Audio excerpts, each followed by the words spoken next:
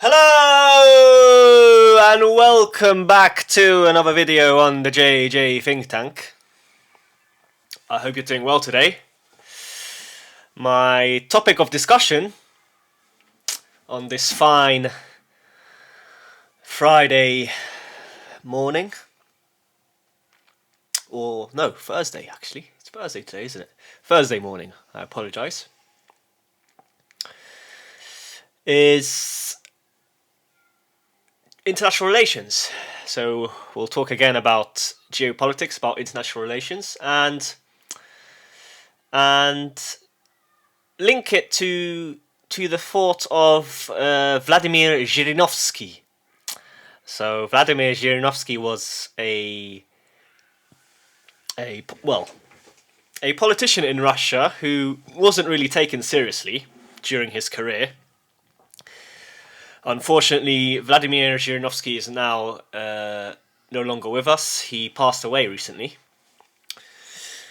May his soul rest in peace.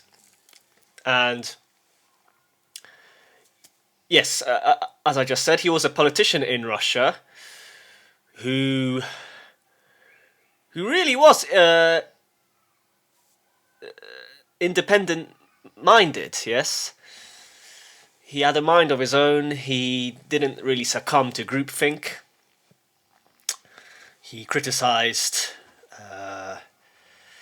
Putin. He was tolerated by the Russian state and the Russian government because they knew he would never come to power. Because he was a bit of a clown jester, we could say, a bit of a clown.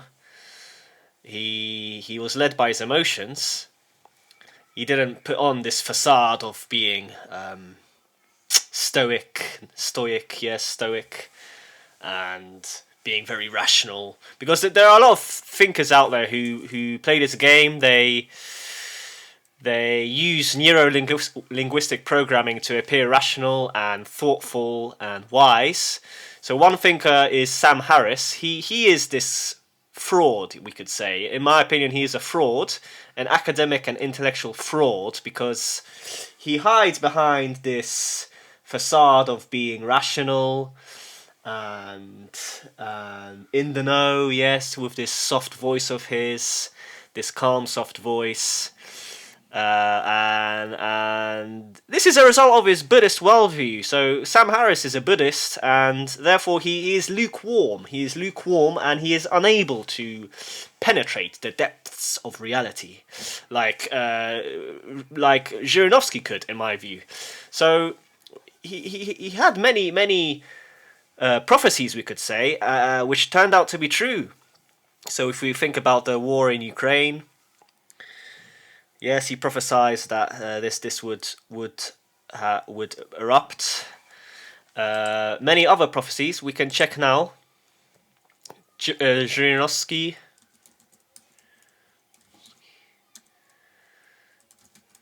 Predictions that came true.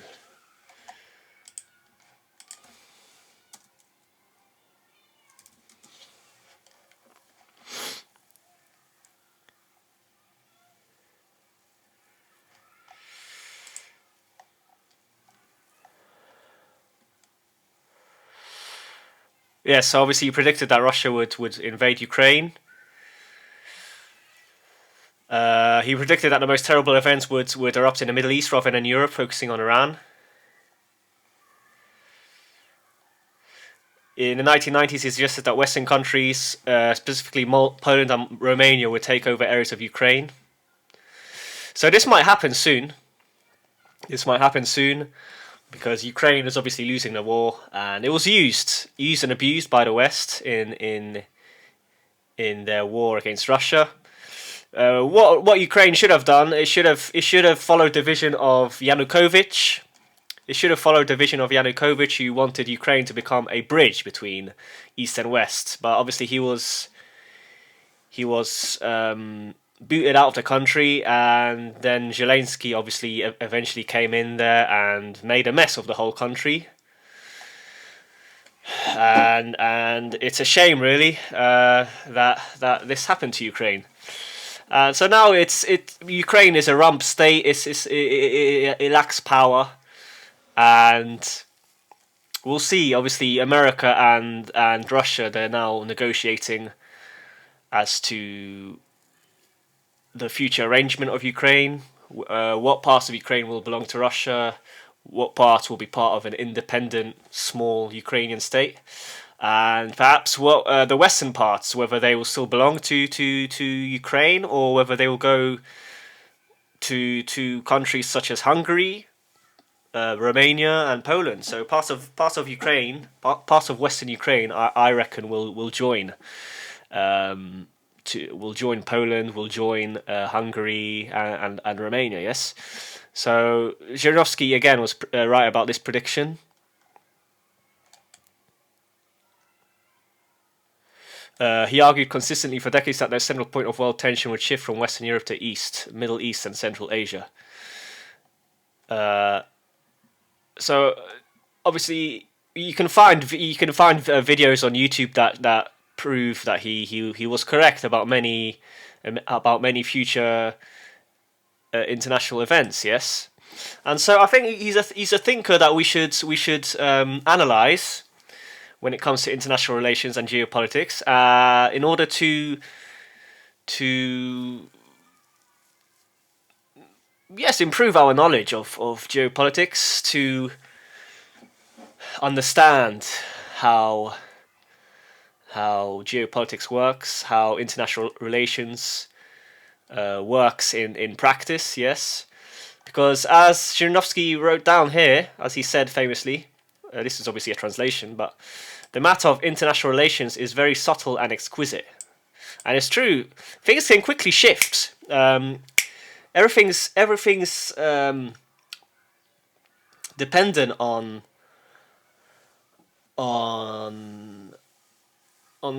so many factors that can quickly change. Yes, and a thought that comes to mind here when I'm thinking about this now is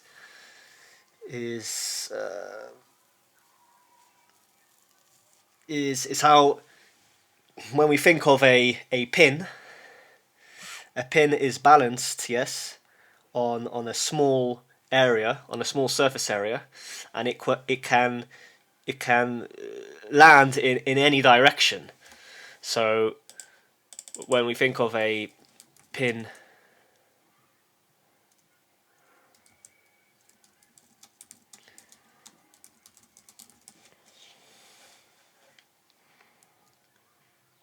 not a pin.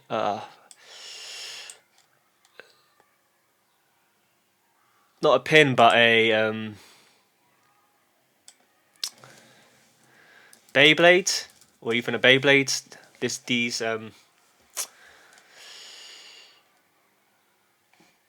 what are they officially called? Not Beyblades, but Beyblade.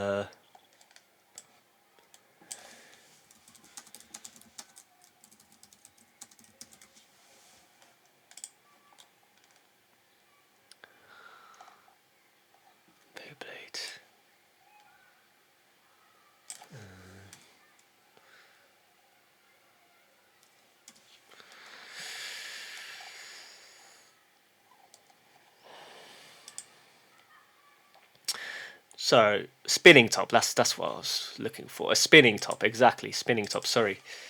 So yeah, this thought came into my mind. How a spinning top can land in any direction, really.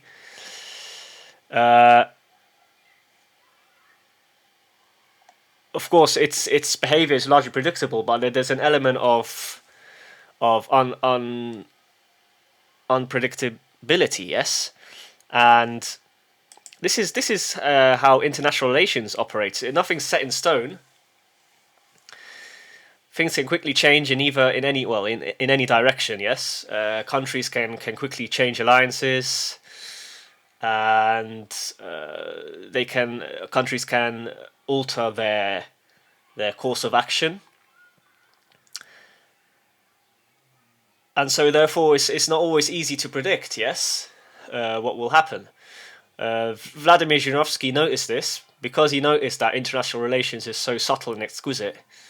He could weigh up different events, weigh up different possible future occurrences, and by comparing them, come to a more accurate prediction. Yes. So, what is the most important kind of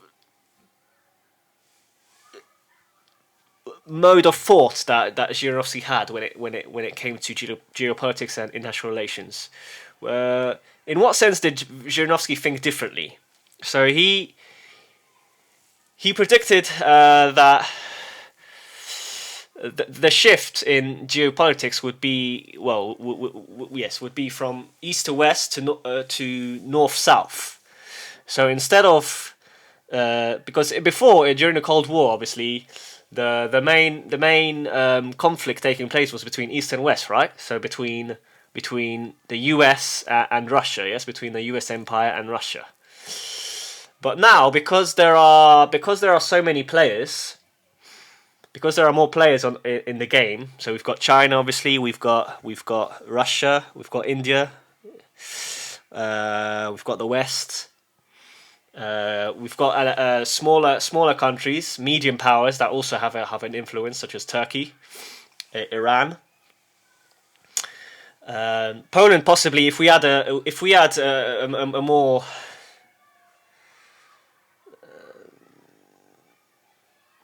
clever government, perhaps a government that is not traitorous. If we had presidents who thought more in terms of Polish strategy as opposed to serving other interests, then Poland also could be an actor. I mean, this might change soon.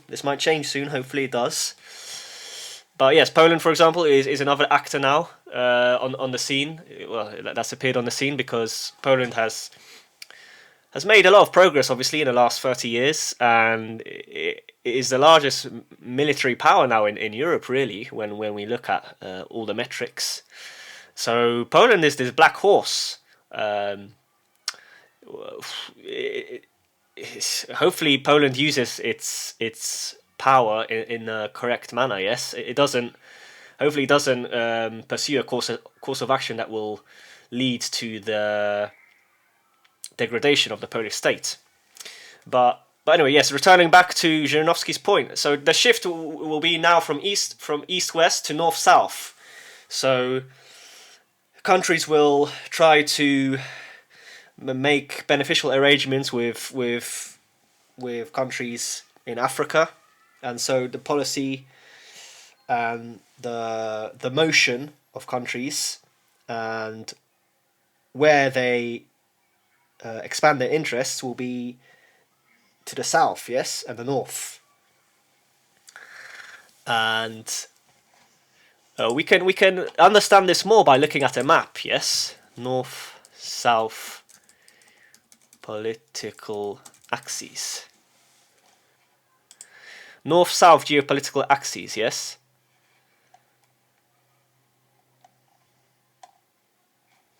Map.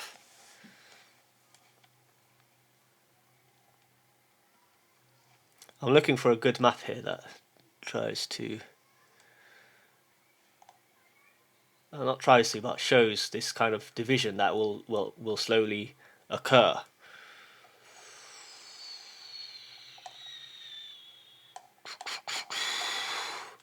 Let's put in Dugin, because maybe Dugin will show. Oh, here, this is a good one. This is a good one.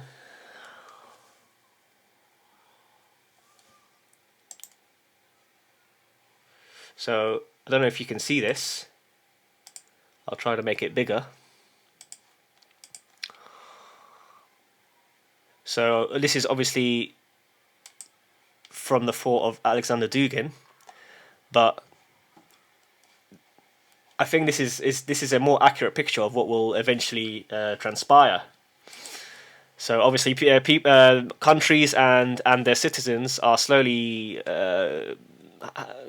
they're rebelling against the process of globalization, against the globalists, as we call them. Yes, and they want more control over the affairs, of their countries. They want to have more control,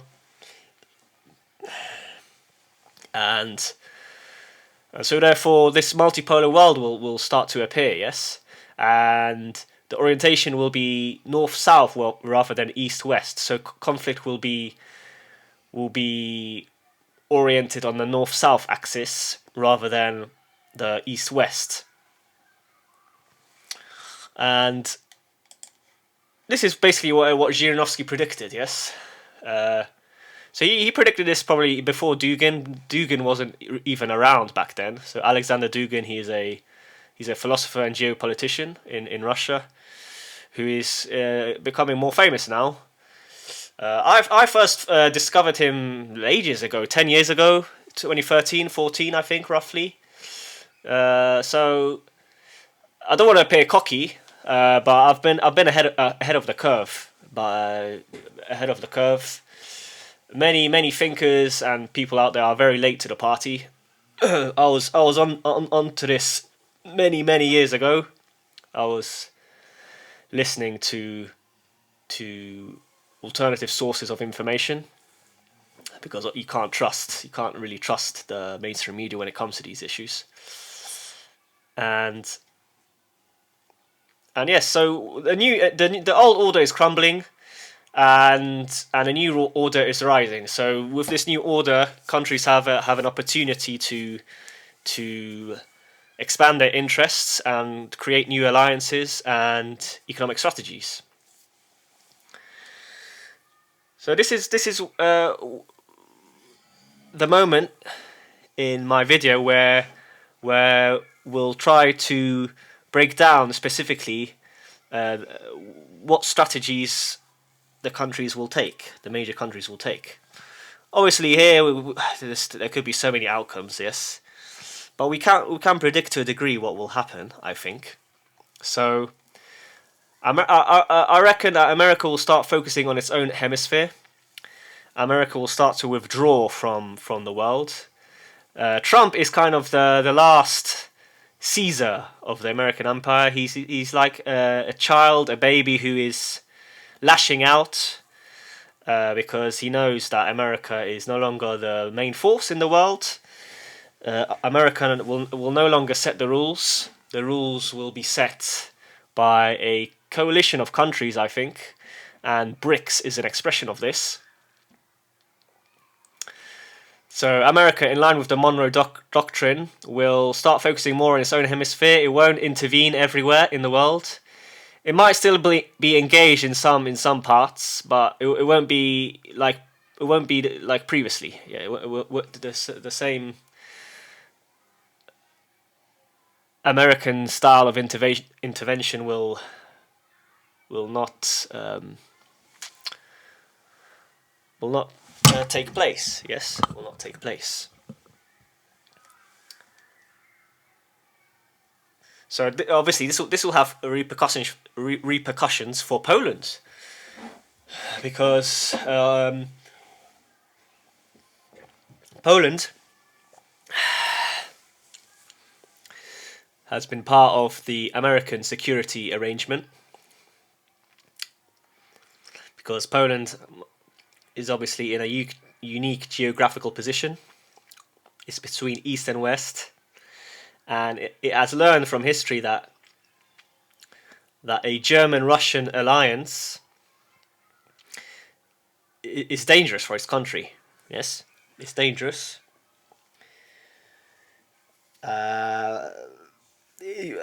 Obviously, it has to allow some German-Russian rapprochement, but if this expands too much, then it threatens Poland's sovereignty. So this is why the strategy that Poland has to adopt is very intricate. It requires a lot of thought, because if it makes any major mistakes, then it could cost her her sovereignty. Yes. So at the moment, we are not sure whether America will still provide a security arrangement for Poland, whether America will completely withdraw, and if it does, then Poland will have to create new alliances in order to protect its interests. And here, there's so many options that could materialize. So Poland could become part of the One Belt One Road initiative and be a bridge between East and West. In such an arrangement, in such a geopolitical arrangement, I don't think Poland would have a large empire or a mini empire of its own. It would be more of a bridge. So this is one option. Another option is for Poland to become more aggressive and try to build this Trójmorze, we call it in Poland, in Polish, Trójmorze. Trójmorze.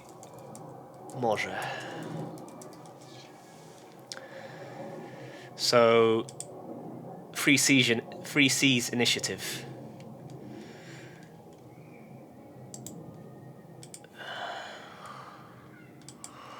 Now, this is a dangerous strategy. This is a dangerous strategy for Poland because here we have it. It's a Trójmorze initiative. It's called Trójmorze in Polish, or Intermarium in English, and an alliance that is a bulwark against both Russia and Germany. Now, the problem with this strategy is that all of these countries they use different languages. Yes, they don't share a common language. Now, I guess English is this language that English is kind of the lingua franca of the world, and will remain, I think, the lingua franca of the world. And personally, I am happy about this. This is good, but still, I don't think this is enough to create such a large bloc that would act both against Germany and Russia. Yes. So for me, obviously Poland should try to make influence affairs, but let's not kid ourselves. If for my Polish viewers out there, I don't think this is possible because who would lead this arrangement? Would countries accept would countries accept Poland's leadership? Because in this region, Poland is the major power. It has the highest GDP per capita and the highest GDP overall. It has the largest army, and so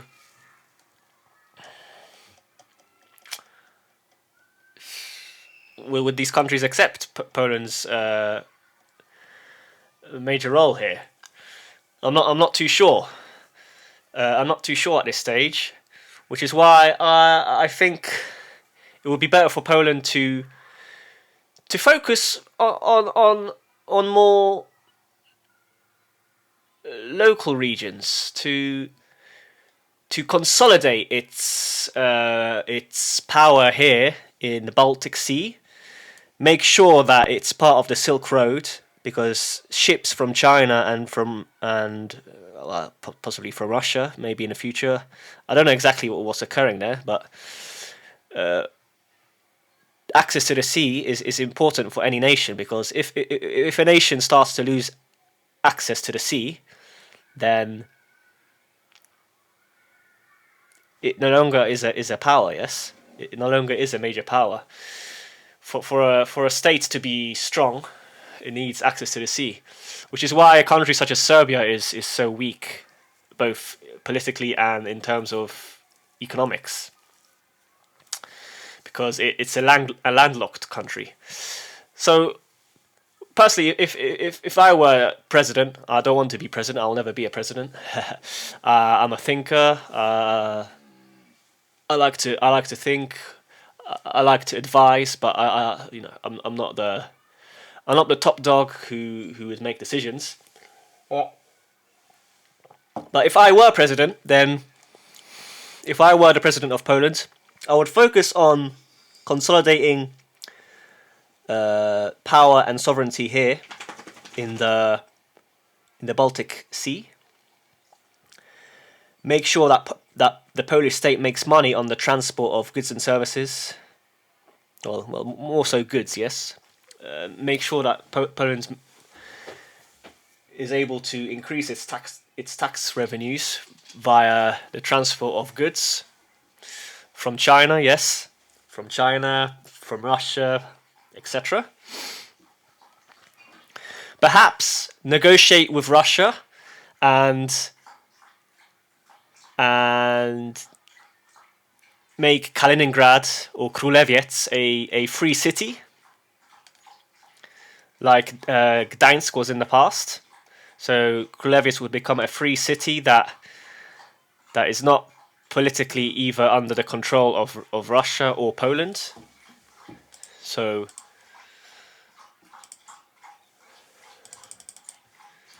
free city meaning. A free city is a self-governing city-state or semi-autonomous urban territory with sovereign power. So exactly, if Kaliningrad or Kruleviec would become a free city, then this is beneficial for Poland. Because we don't want Germany to control this area. We want it to become a free city. Or in an ideal scenario, perhaps Poland would obtain this city from Russia as part of a diplomatic deal, perhaps, yes? But yes, this is another strategy that I recommend Poland to take.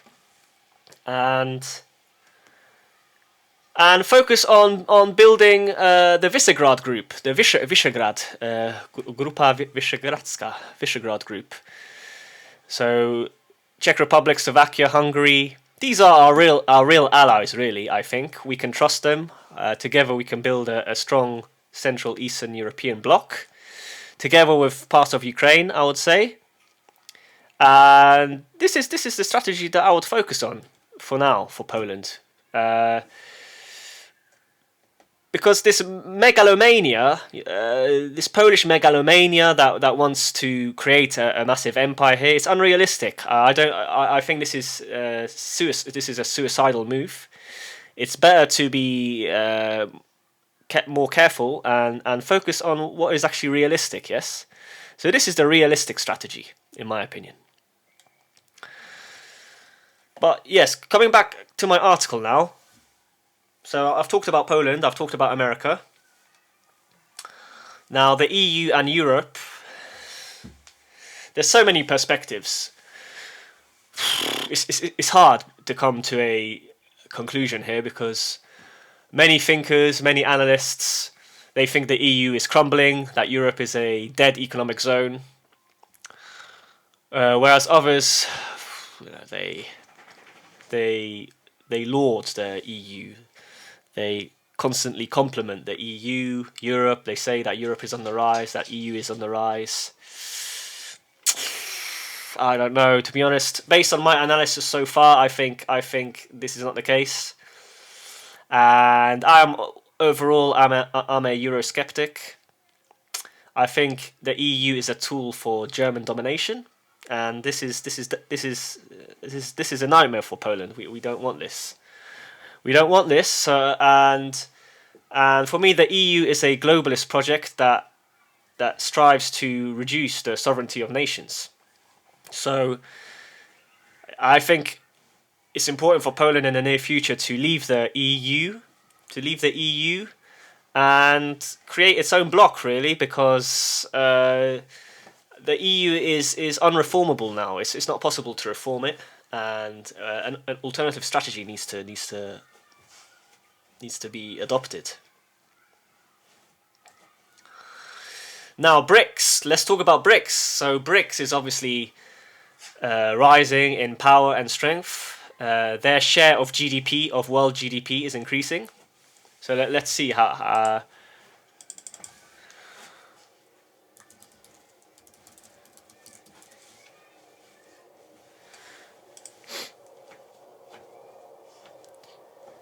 As of early 2026, the expanded BRICS bloc represents approximately 40 to 44% of global GDP. So obviously it's increased. This share significantly exceeds the G7's share of roughly 28 to 29%, positioning BRICS as a major fast-growing force in the global economy. So this shows that BRICS is on the rise. And if the countries of BRICS are able to unify more and more in terms of their finances, in terms of their economies, in a political sense as well, then I think they're unstoppable, aren't they? They're unstoppable. And when we look back at history, most of human history, the source of power was in the East. Which is what Peter Frankopan noticed. So Peter Frankopan, the Silk Roads.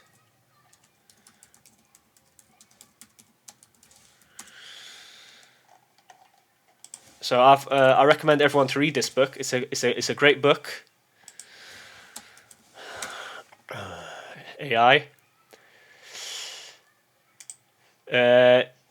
So it shows that the Eurocentric view of history is limited. Yes, for parts of history, Europe has been at the forefront of things, but now again, the same pattern is repeating, and the true center of power, of global power, will return to China. Yes, and its link with Eastern countries such as Kazakhstan, etc. Yes, Uzbekistan, and all these other countries. Yes, in the region. So I think BRICS will consolidate its power in the East. America will eventually have to accept this, which is why America will withdraw to its own hemisphere, and it will start to expand towards Mexico, I reckon, towards Mexico and to South America. Once again, I just want to close the window because there's a lot of sound.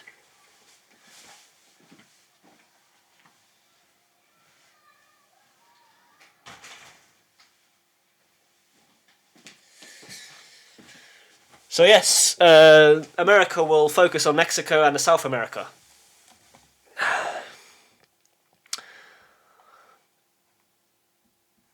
Now, when we think about the UK, the UK's got the problem, got the Islamic problem. Yes. Will the UK be able to integrate Muslims into its society, or will it be balkanized? Will a civil war erupt? I mean, at this stage, it seems that the Muslim and Islamic revolt towards the West is unavoidable. It's implacable. But then I've reassessed this issue recently, and I think it's possible for the UK to integrate Muslims into its society. I mean, a lot of Muslims, they become westernized, right? They may say they believe in Allah, etc., but at their core, they have a Western identity already, and so I think it's possible. It's possible, and definitely the UK, because Rupert Lowe is coming to the fore. Rupert Lowe may even win the election in a few years in England, in the UK, in Britain, or if not in 2029, then later in 2035 or whenever it will be. So obviously nationalism is rising in the UK as well. So I reckon the UK, because the UK has already left the EU, will start to create its own mini economic zone.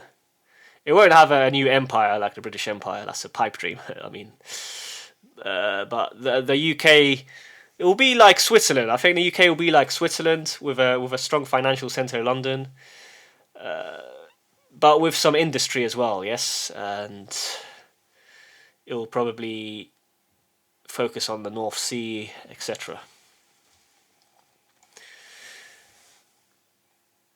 So yes, all of these factors coalescing results in new political movements across the Western Hemisphere, with a general push towards the south rather than to the east.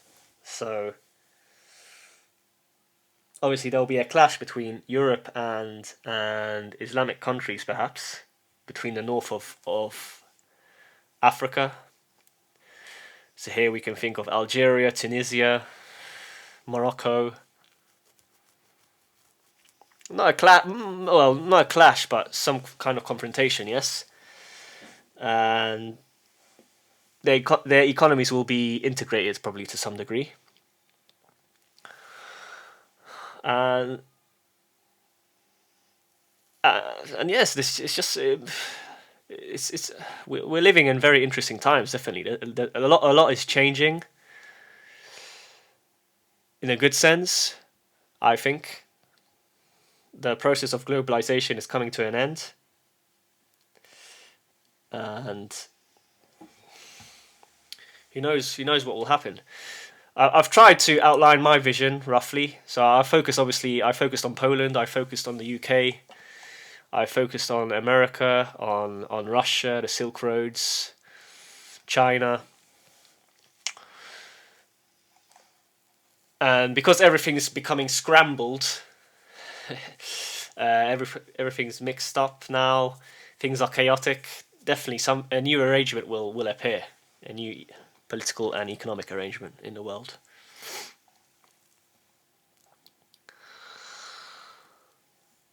So obviously when I wrote this article, I wrote this a couple of months ago,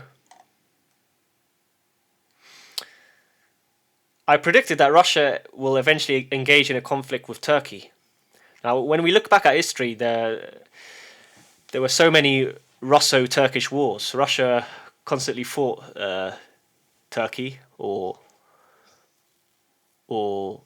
this country, depending on the form it took. So before, obviously, we had the Ottoman Empire, and probably this might happen in the future. This might happen in the future again. Because, as I said, the new axis is not north-south rather than east-west. So I reckon this might occur. We'll see. And using this principle of Zhirinovsky's, which is posledni brosok na jug, so the last push to the south. The same might occur in Europe. Yes, Europe will push towards the south and try to expand its interests in North Africa, as I just said.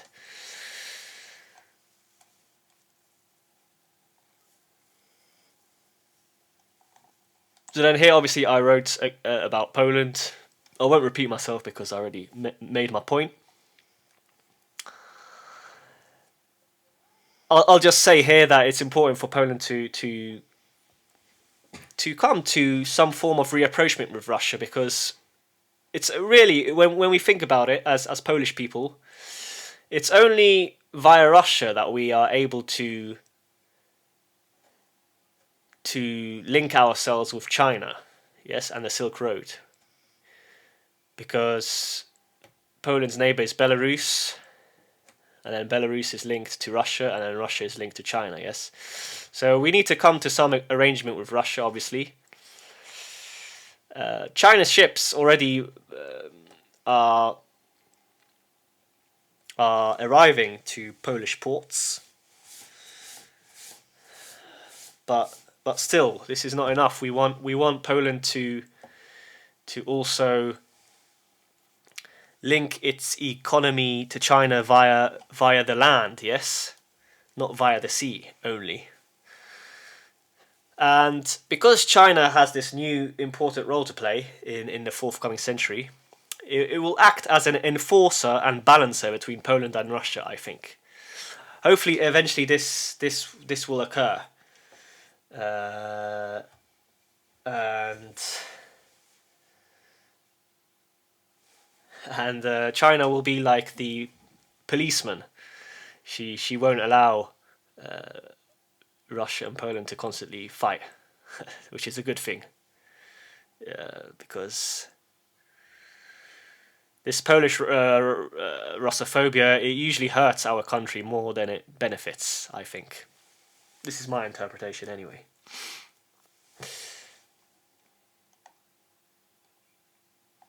So yes, then I wrote down about the Visegrad Group and how Poland's real allies, as I said, are Czech Republic, Slovakia, Hungary,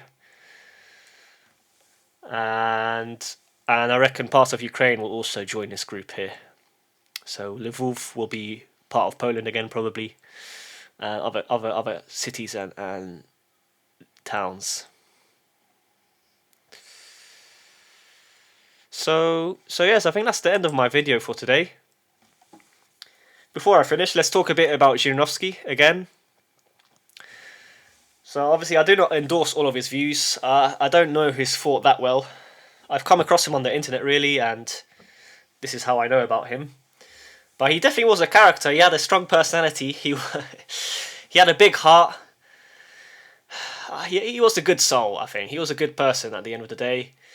He wanted the best for the common citizen. After all, he wasn't afraid to criticize Putin as well and the oligarchy, because Putin is not an angel as well. A lot of people fall into the trap. I actually fall into this trap of worshipping Putin, and this is wrong. Obviously, Putin is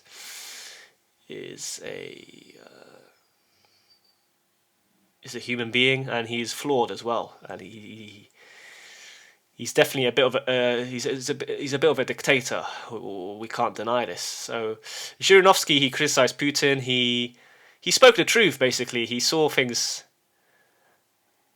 as they were. He spoke his mind, and yes, he definitely was a great thinker when it came to geopolitics and international relations. So yes, that's the end of my video for today. Bit of a long one, 42 minutes, but you know, as Zhirinovsky said, international relations is very subtle and exquisite. It's a unpredictable unpredictable process. Yes. So yes, that's the end of my video. If you enjoyed the video, don't forget to like and subscribe. I'll greatly appreciate it. It will help me grow the channel and spread more vital information. If you enjoyed the video even more, you can donate to the channel on Buy Me a Coffee. So I'll provide the link in the description. And yes, that's all for today. I hope you have a great day and take care.